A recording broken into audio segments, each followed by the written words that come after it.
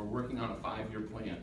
We've had a wonderful vision piece that's carried us, focuses outward on the move to make a difference, but we're feeling this a shift in time, and we need to clarify what that means and what we're called to do and how does this look. And so we have a team that's in place in their meeting, and the goal is to have enough of their plan done so that it can be implemented in this year's budget coming up and paid for the coming year. It works best as a family when we go through a budget process together, and so we can allocate things and plan for things, just like it does at home, right? You always have emergencies, but at home, hopefully you kind of sit and say, I'm gonna have to spend this much money and I'm gonna have this much stuff. If you just let it go, it's kind of chaotic. So please know, second movement is long-range planning. You're gonna hear about it. How does it fit into our budget process? What does this mean for us? How does it fit into our ministry? That comes to piece on the budget date that needs to be turned on the 15th. Lent is a very big time in our church family. It's a time when we tend to gather our focus as disciples of Jesus. Advent is one of those times. Lent is another. It's a high and holy season as we prepare for the cross and the empty tomb. It's a time when we tend to read a book together or do a study together as much as possible, because it's one of those few times that can unite us as a whole body.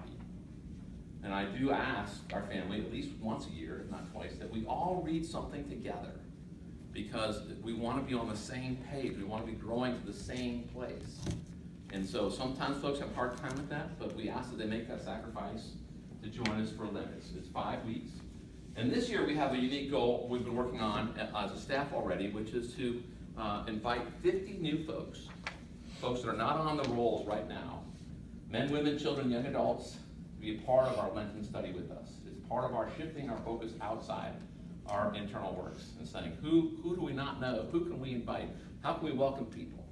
And so you'll hear more about this in the days ahead, but please know that Lent for us this year is very important because it's part of our goal we're working on. It's also part of our whole church joining together. Okay? Understand where I'm going with that? That leads into the Easter season. And then right after Easter, because our budget falls and starts at July 1, we have to do through a stewardship season. We have to begin to talk about what does it mean to resource this vision that God has called us to be a part of. The budget is simply a tool that helps us resource the dream that God has placed on our hearts. And so we start with the dream first, and then we start saying, what does this mean to take to do this? And then we go to the congregation and say, we need this, if this is what God is calling us to do. How do you want to participate in this? Here's your opportunity to grow and to be the steward with your time, talent, gifts, and financial resources. That takes at least 3 weeks.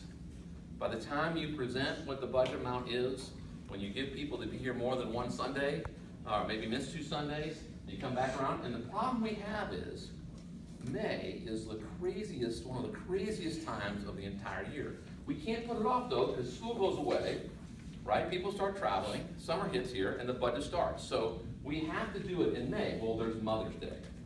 We have senior graduation Sunday. There's Memorial Day weekend. So this is one of the struggles we had, but one of the critical pieces of our church.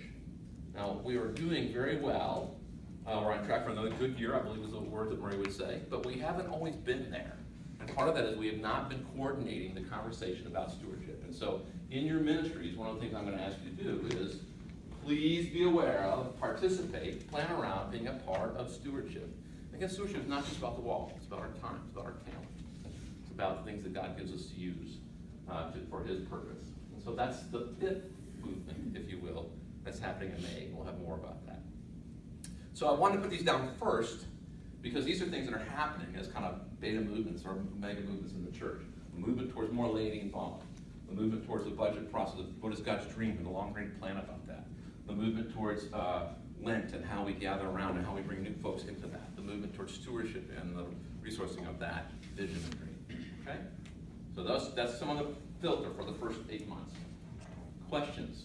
I've thrown a lot up on you. What questions would you have?